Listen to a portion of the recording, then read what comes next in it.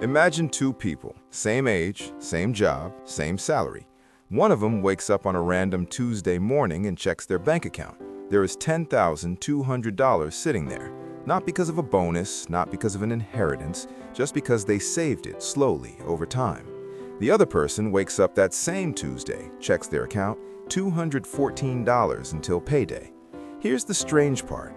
Both of these people earn the exact same income, but their entire relationship with money, with work, with decisions, and with life feels completely different. And the reason has almost nothing to do with the $10,000 itself.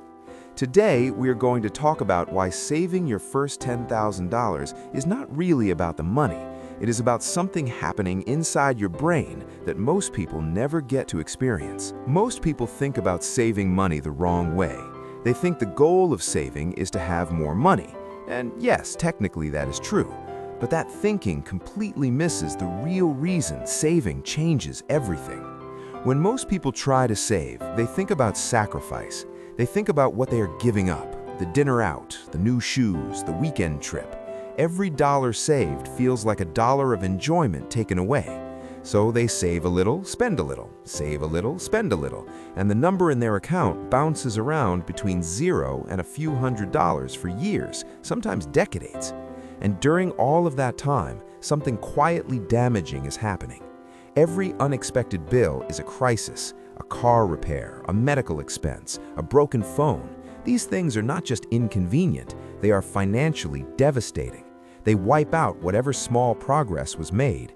And more importantly, they send a signal to your brain, a signal that says saving is pointless. Something always comes along and takes it away. So people stop trying, not consciously, but emotionally they give up. They tell themselves they will start saving properly when they earn more, when life gets easier, when the timing is right. The timing never feels right. Here's what nobody explains clearly enough. There is a specific threshold in personal finance, a number that once you cross it, changes how money works in your life. Not because of math, but because of psychology. That number for most people is around $10,000. Now why $10,000 specifically? It's not a magic number. It could be $8,000, it could be $12,000. But for the average person between 18 and 40 living a normal life, $10,000 represents something very specific. It represents enough of a cushion that your life stops being fragile. Think about it this way. Before $10,000, money is reactive. Something happens and you react. Your car breaks down and you panic. Your landlord raises the rent and you scramble. You get a surprise bill and you go into debt. Every financial event in your life hits you directly because there is nothing between you and the problem. After $10,000, money starts to become proactive. Something happens and you respond. Your car breaks down and you handle it. It costs money, but it does not cost you sleep. The bill comes and you pay it. Life throws something at you, and for the first time, you actually catch it. That shift from reactive to proactive is worth more than the $10,000 itself. There is a concept in psychology called decision fatigue. It basically means that the more stressful decisions your brain has to make, the worse it gets at making good ones. And people who are living paycheck to paycheck are making an enormous number of stressful financial decisions every single day. Can I afford to buy groceries now, or should I wait until after the bill clears? Should I put gas in the car today or tomorrow? Can I afford to say yes to this social event, or do I have to make an excuse? These decisions are exhausting, and they happen constantly. Research has shown that financial stress consumes a significant portion of a person's mental bandwidth, leaving less capacity for everything else, for career decisions, for creative thinking, for long-term planning. When you have $10,000 saved, something remarkable happens. The number of stressful financial micro-decisions you make every day drops dramatically. The mental space that was being consumed by financial anxiety gets freed up, and that freed up mental space starts working for you instead of against you. You start thinking more clearly at work. You start making better decisions. You start being able to actually consider your future instead of just surviving your present.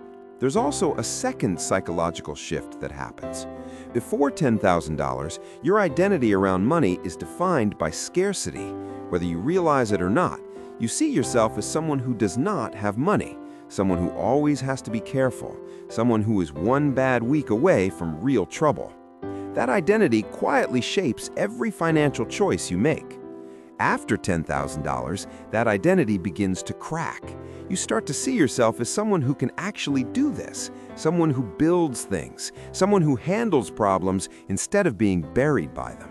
And identity in personal finance is everything, because you will almost always act in alignment with how you see yourself.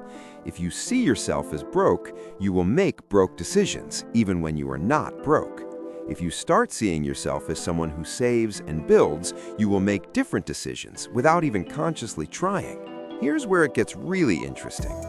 Most people know about compound interest, the idea that your money earns interest, and then that interest earns more interest, and over time, the growth accelerates. It's a mathematical principle, and it is genuinely powerful. But what most people never talk about is compound behavior. When you reach $10,000 saved, the behaviors that got you there do not disappear. They compound. The habit of saving becomes automatic.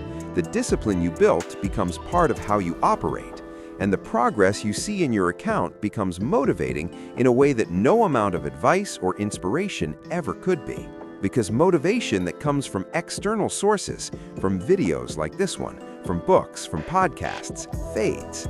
Life gets busy, emotions change, the motivation disappears. But motivation that comes from watching your own progress is different. Every time you check your account and the number is higher than last time, your brain gets a small reward signal. It associates saving with progress, with winning, with identity. And that's a feedback loop that builds on itself over time. Getting from 0 to 1,000 is hard because there's no evidence yet that it works. Getting from 1,000 to 5,000 gets a little easier because you've seen yourself do it before.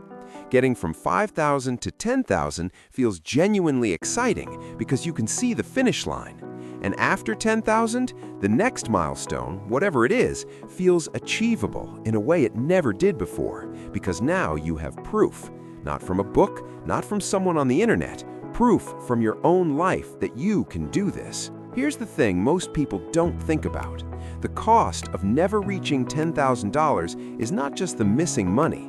The real cost is compounding years of financial stress, reactive decision-making, identity limitation, and lost mental bandwidth. People who never build that first cushion do not just stay financially stuck, they stay emotionally stuck. They stay in jobs they hate because they can't afford to take a risk. They stay in situations that are not good for them because they have no financial options. They never get to experience what it feels like to handle a problem instead of being destroyed by it.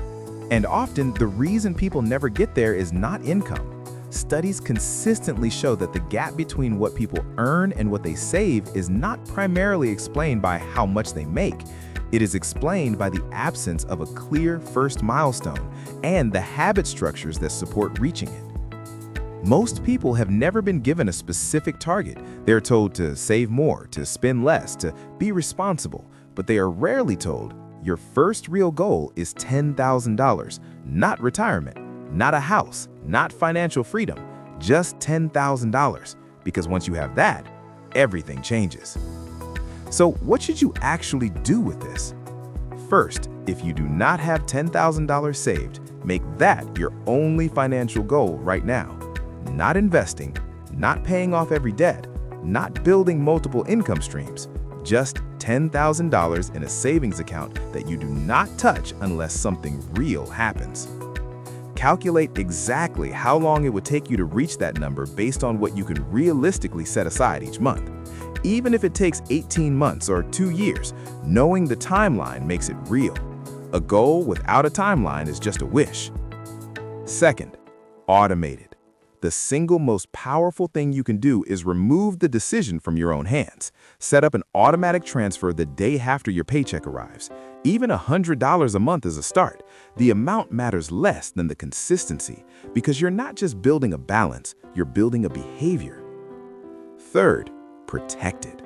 Once you start getting close to $10,000, the temptation to use it will grow. A vacation will seem reasonable. An upgrade will seem justified. Resist it. The goal is not to use $10,000. The goal is to experience what it feels like to have $10,000, because that experience will change how you make every financial decision after it. Here's the thought I want to leave you with. The first $10,000 is not about $10,000. It's about crossing a line that most people never cross. Not because they couldn't afford to, but because nobody ever clearly explained to them what was waiting on the other side. What is waiting is not luxury, it's not freedom, not yet. What is waiting is clarity, the ability to think about your future instead of just surviving your present. The proof that you are someone who can build something, and a version of yourself that makes every decision after that from a completely different foundation. Money is not just math, it's psychology, it's identity, it's the invisible lens through which you see every choice you make. Change the number in your account and you slowly change the lens. And when the lens changes, everything else follows.